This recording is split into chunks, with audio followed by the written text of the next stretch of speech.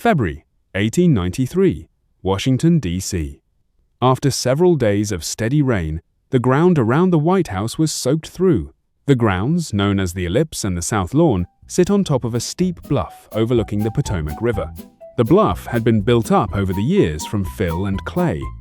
On February 19th, a section of the bluff began to slide. The slide didn't stop. Over the next 3 months, more sections of the lawn gave way. By May, the slope from the White House to the river was so steep that the lawn looked like a hillside.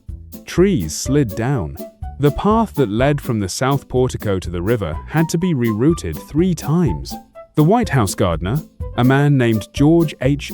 President Cleveland refused to leave the White House.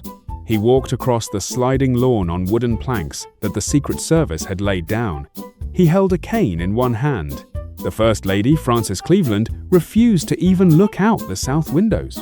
She held her teas on the north lawn. Cabinet meetings were moved to the East Room. The press had a field day. In April 1893, the Army Corps of Engineers was called in. Their chief engineer, a Colonel John G.D. Knight, designed a fix, a sheet pile wall interlocking steel plates driven deep into the ground to stop the slide. The wall would run along the riverbank at the bottom of the slope, holding the soil in place. Construction began in May. On the 21st of September 1893, President Cleveland walked down the south lawn for the first time without planks. The newspaper photographers caught the moment.